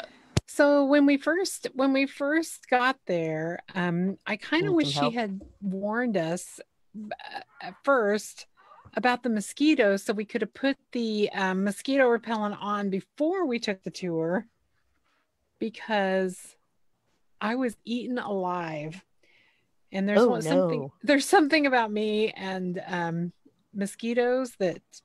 Well, your blood's so sweet. You're just so sweet, June. Yes, that's the trouble. Well, who was it that they were swelling up so big? That was Lisa, wasn't it? No. Dina was getting well. Yeah, she was getting well. Huge. Poor thing. Oh. Yeah, I had 5 bites just on my face. I had 3. Like it was a lazy mosquito. He just got done tapping one spot and then went to another and then went to another, right on the tip of my thumb.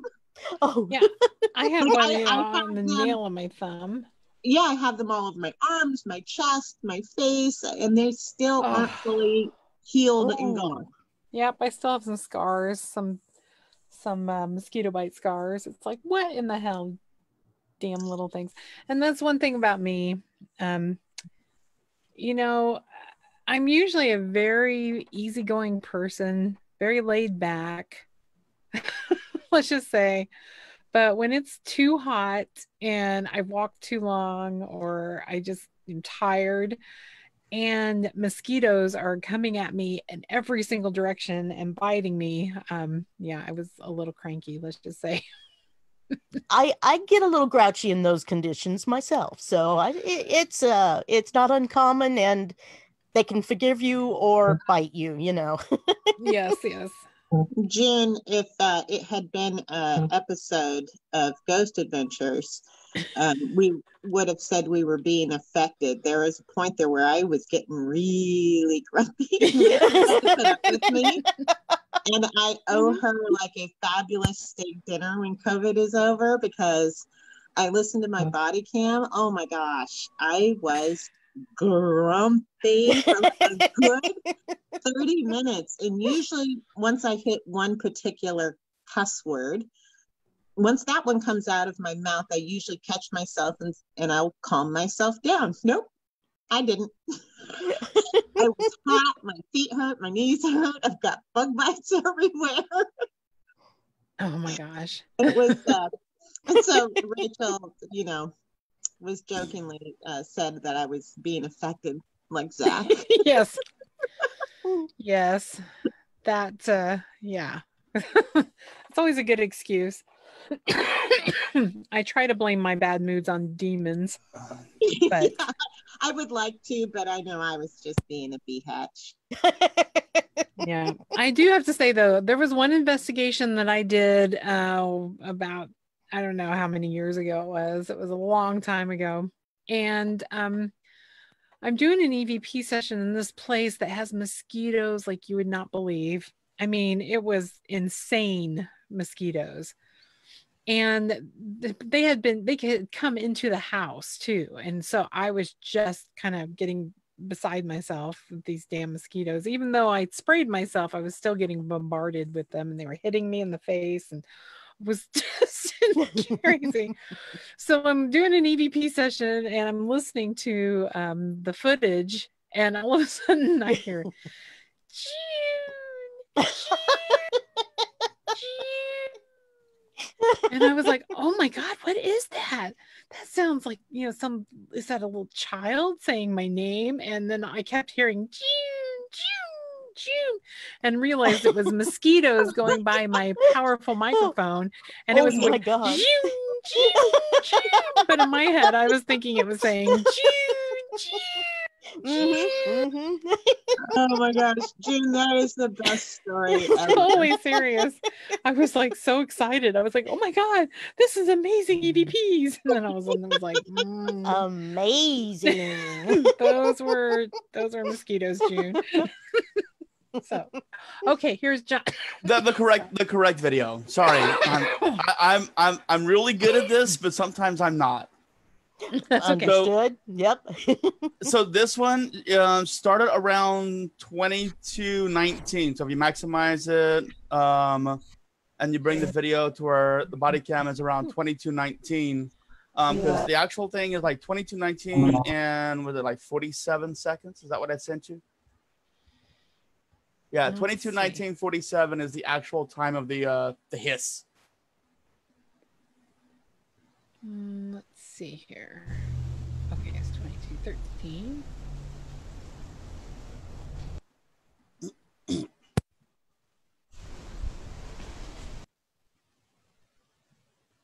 If you don't like us talking about it. 2218. Say that's gonna be fine. Demon growl. I feel possessed. Hungry. Apparently. I think it's protein shake time.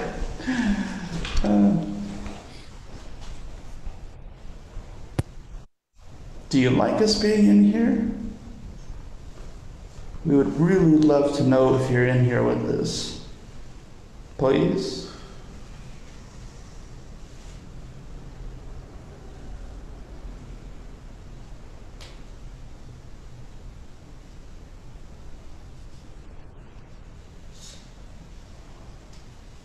Was that you who just made that noise? Was that it, John? What was the time again? You'll hear it. Keep going. Keep going. Oh, sorry. You'll hear it.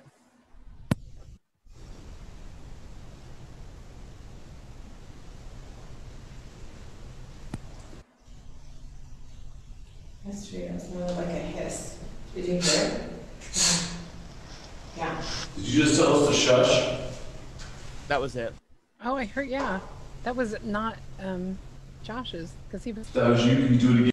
It was talking over Josh. Did you just tell us to shush? Back up. Yeah. Go back a couple more. That's it. Yeah. Right around there. It's fine. Yesterday it was more like a hiss. Did you hear it? I heard it a little bit. It was faint. Yeah. Did you just tell us to shush? And then it was over Josh again. That's pretty That was you. Can you do it again? So we heard it, and he said it came from the outside of the room in the stairwell. I actually had the Zoom H2 in the stairwell. So when I actually get to that audio, I'm hoping it'll be clearer and louder when I get to it. I hope so too. Maybe we'll have to do a short little follow-up when everybody gets all their evidence done. Again, please. 11:16, I'll mark the time on it. And this is another example. We can watch this for a second. This is another example of being a paranormal investigator. A lot of people think that there are boards and bricks being I thrown heard at their someone, I just heads. couldn't tell what it was. Sounds like a This hiss is to me. basically Yeah, I heard it too. what it is. I thought it was like wall or foot or something. No, it was really clear and came out from out there. Yeah, very clear it is. And that is- Yeah, I definitely heard it. That is Jill. Can you please do that again for us? Let us know that you're with us. This is telling us that you want us to leave. Is that correct?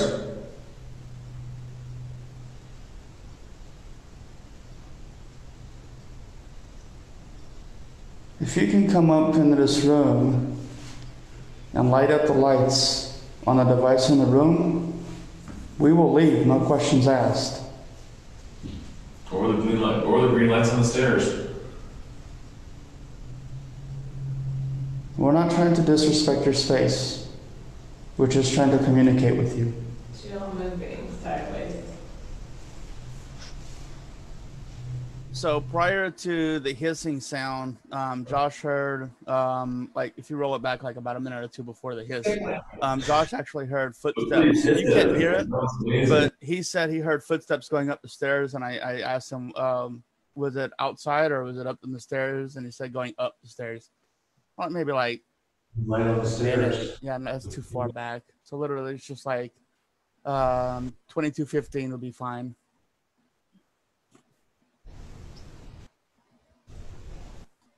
That?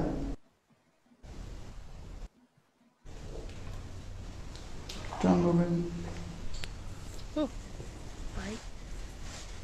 Josh, scratching your shoulder.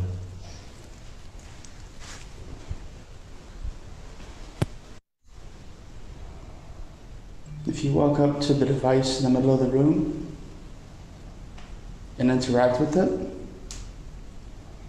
it'll light up pretty colors and change colors. Can you do that?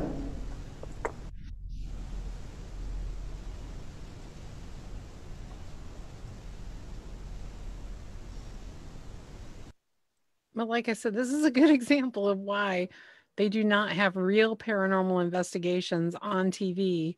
So I hate to burst everyone's bubble, but most of the TV shows and things that you're watching are made for entertainment purposes only.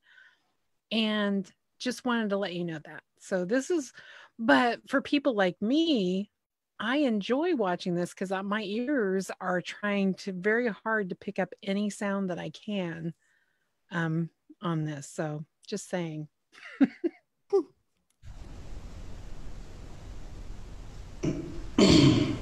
Tongue from throat.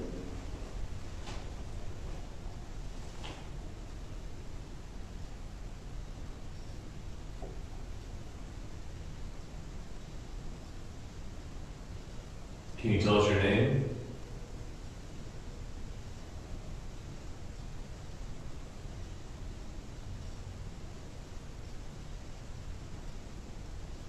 What were you charged with?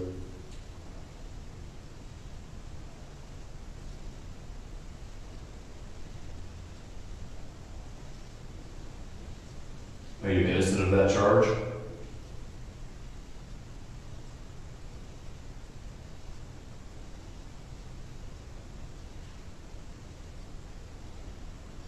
Are you guilty of that charge?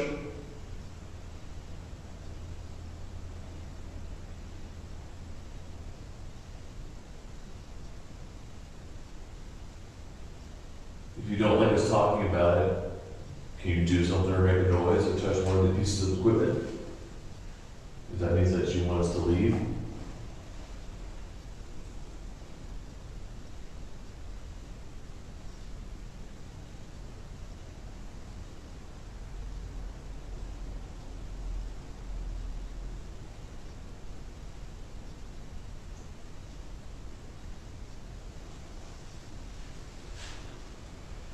Josh, reposition.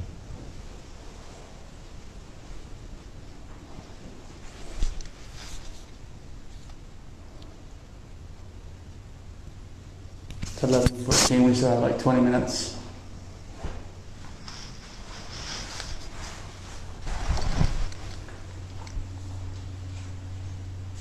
Is this where he hears it?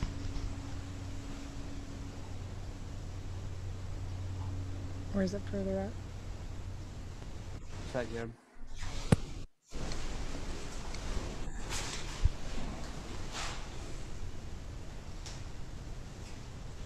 I gotta ask him a question, and he tells me to be quiet, and then I ask him what's going on, and I think he says footsteps. Not on your feet, or knock something, or kick something, or is there any noise you can make within this tower? Let us know that you're with us. Please.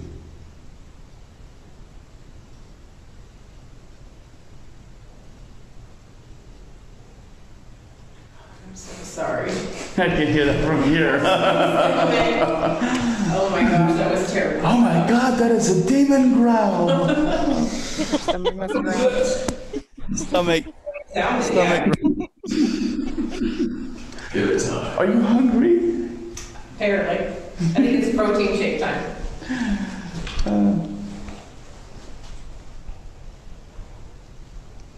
Do you like us being in here? We would really love to know if you're in here with us. Please?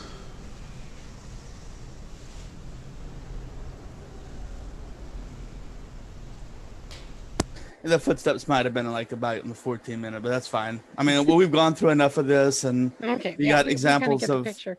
Was that you? Yeah. But yeah, this is basically an investigation. Can you make it again?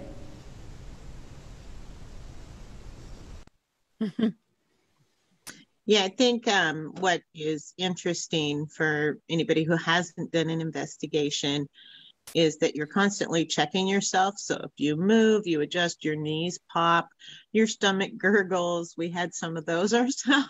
Yes. Is that you're constantly announcing it and marking the time because you don't want to think it's a EVP or some kind of other noise later. And I noticed, with Rachel and I being new, there were 2 moments where we had, I think one time we whispered, and I perked up when I was listening to it. I kind of had my eyes closed. I was just listening to audio, trying to tune into it. And I'm like, oh my gosh, is that an EVP? And I rebounded. And I'm like, oh gosh, no, that's us whispering. Yeah, it's easy to do. It's really hard when you're in a very dark place. You're first, I mean, you want to whisper, you want to be quiet. Well, for some reason. And the noise would carry too to other places. And sometimes when you get really excited and you don't want to, like I was startled by one of the dummies in the administration building. Yes, I know. And instead I suppressed the urge to scream, but instead I whispered. And so there's, it's interesting to note that the investigation is a lot of noting other sounds that you instantly want to rule out and writing down times and taking notes, and a lot of walking around and asking questions into the air and not knowing if you're getting an answer, and trying to give that time so you're not rapid firing questions. It's definitely something to learn and exercise, and doesn't always come natural. And I could see us struggling it. Sometimes we were just nailing it. And other times I'm like, oh gosh.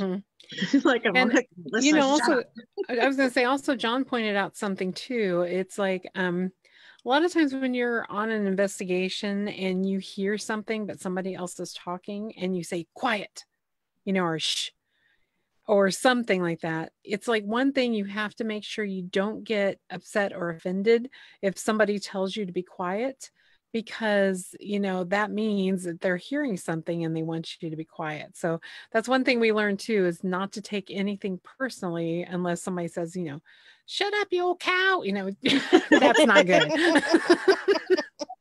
But yeah, go ahead, John.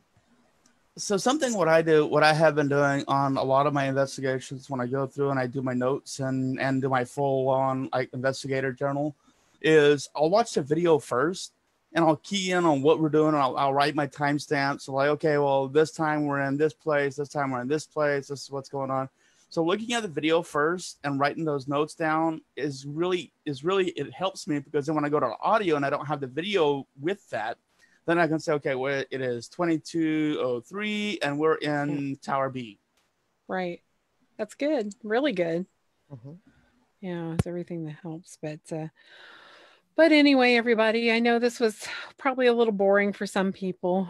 But you know, like I said, a lot of people have not gone over or through all of their stuff yet because you know, I get these bright ideas to put, you know, several tape recorders all around in places, and now I was like, oh my god, now I got to go back and listen to them all. So Zoom H2N, Zoom H4N, yeah. Lumix FZ80, and body Philips cam video. Yeah, body cam, everything. So it takes a long time to go through everything, especially when you work. You know, also, if I didn't have to work all day, it'd be nice just to, you know, go through my evidence, you know, or go through my footage. It's not evidence yet. I keep calling things evidence, but it's footage until it's evidence. So just saying. Everybody make a note of that? Yes. So does anybody else have anything you'd like to add about the prison? Prison. Or anywhere either way, on the trip. Whatever would you like? On the trip, in the whole. I really just want to take a moment to thank so many members. Obviously, this was the first time I had ever had an awesome chance to go do this, and every member was so welcoming, just totally cool. Like, first time I met John, he's sitting there with like just the most coolest like equipment all hooked together on this cool thing, and I was like, that's rad. But you know what? John was cool too. He wasn't. Everyone was down to earth. Everyone was really open to. They were friendly. They were okay that we were learning. When we would make mistakes, it wasn't like, "Ugh, you're new." What? That's awesome, John. Yeah, I really. It was this. A.G.H.O.S.T is a wonderful group for somebody new to be able to join and make mistakes and have a chance to learn. And I'm really thankful. This was a great decision because without everybody being so just open and non-judgmental and totally willing to share their expertise and it being okay to ask questions, that really made it so that whenever I'm questioning myself, I'm still learning and able to learn from it. So even we made every single mistake that a new person's supposed to make, every single one. But now I'm able to go back and be like, okay, so next time. And that was great. So instead of just feeling like the members made it so that I was able to not be so upset with myself as I'm noticing my mistakes. Because it was like, okay, well, they weren't standing there pointing fingers being like, oh, so I could make mistakes and I could learn. And I'm excited for the next time to, be more prepared when I'm setting things up, get more of a, structured routine before we start asking the EVP questions, make sure we have the cameras in this. Anyway, I'm just really thankful. This group has some really wonderful people, just knowledge, but they're not holding the knowledge. They're totally, open to helping. And so thank you so much for letting me come along.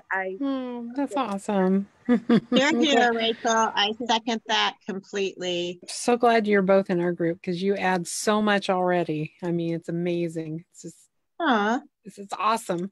This is so exciting. But, well, yeah, I think that is basically our show tonight. Mm-hmm. So, I mean, hopefully if anybody is planning on going out to Butte or Deer Lodge, Montana, then, you got a little preview of Definitely. things Or yet to come. Watch the show tonight instead of Ghost Adventures or something, Yeah. It's only a 9-hour drive from here to from Seattle to Deer Lodge, so you can do it in a day. Yeah. Mm-hmm. If you can drive that long without hallucinating and And just remember, if you want to make a side trip to Garnet Ghost Town, don't follow the Google directions unless it's taking you on Highway 200. Pro tip. Yes, we stopped in Garnet also, and thank God Ross had his SUV, because my little car would have just, I mean, there were several times we started backsliding down. Oh my gosh. Terrifying. Yes, I was like, thank you, Ross, for driving. 20% grade old mining trail that hasn't been improved or worked on since it was created. That's where my Google word. sent us. I had to buy Ross dinner after that. I thought you were going to say you had to buy Ross new pants after that. Just about. All you have to do is to just give him the madam suite up on the top level, and he'd be fine. Yeah. Well, you guys, thank you so much for coming on our show and reliving your experiences and everything. And like I said, maybe we might have a little recap on one of our slower shows, or one of our ghost story shows, or EVP shows, or something that maybe we'll show, some more things that we caught and everything. Because I'm sure more people are going to have more things to add as time goes by. Of course. Good thing we didn't do it last week. Yeah. Oh God. I'm just glad we have this much so far. Thank you, Melissa. John. Oh my God. Alrighty. Well, like I said, next week, Papa Hector Salva and his book, The 21 Divisions, Mysteries and Magic of Dominican Voodoo. Ooh. We get to make voodoo dolls and stick pins in them? Sure. Yay! Yay! Acupuncture. I need to go get some hair from somebody. Sorry. Dude, I'm really sorry about those GPS directions. Where's your hairbrush, Melissa? I'll give you some gray hair. Would you want some gray hair? That's okay. I've got enough gray hair, sadly. Anyway, thank you everyone for joining us. Hopefully this was not a little too boring for you, like watching slideshows, but this is stuff that we love so much. Indeed so. All right, everybody, have a safe weekend, and we'll talk to you next week. Yay! Yay! Hey, I'm trying to end it. Oops, I have no idea what that was. All right, we'll end. Yeah.